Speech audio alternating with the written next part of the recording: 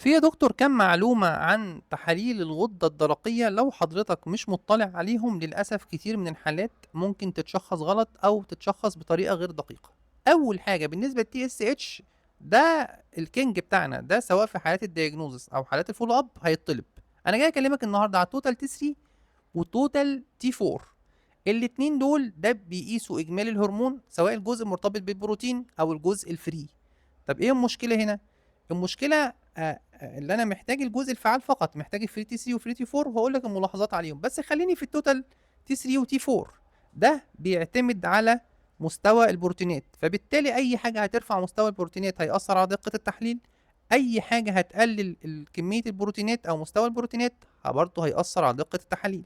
يعني مثلا في بعض الحالات اللي مستوى البروتين فيها بيزيد، زي حالات البريجنانسي او الاورال كونتراسيبتيف بيلز، او حالات الاستروجين بيكون زياده، بلاقي التحاليل بيتأثر. طب في حاجات تانية ان البيشنت كمية البروتين عنده فيها مشكلة، زي الهيباتيك بيشنت او بعض الرينال بيشنت او حالات اثناء المالنيوتريشن. فبالتالي معظم الحالات التوتال تي 3 وتي 4 لا يعتمد عليه في الدياجنوز. دي اول ملحوظة. تاني ملحوظة، هتقول يا دكتور انا كده باقي لي تي اس اتش، احنا قلنا خلاص كده كده نطلبه قدامي فري تي 3 والفري تي 4. هقول لك الكلام دلوقتي يا دكتور، وكلام اب تو ديت، وكلام الجمعيه الامريكيه للغدد الصماء، هو الاعتماد على الفري تي 4. وان حاليا ان الفري تي 3 للاسف بيكون متذبذب في كتير من الحالات، تمام، ولا يعتمد عليه نتيجه عدم دقته.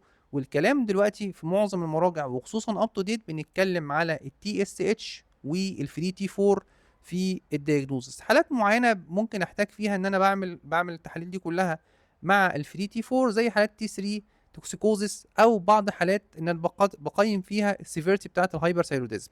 فالشاهد يا دكتور، التوتال تي 3 وتي 4 والتوتال تي 4 ملي احنا مش بنعتمد عليهم حاليا في الدياجنوزس الا في حالات معينه نبقى نتكلم عليها بعد كده. الكلام كله دلوقتي على التي اس اتش، ده اساسي، والفري تي 4 ده اساسي، والفري تي 3 اصبح لا يعتمد عليه زي زمان الا في حالات معينه.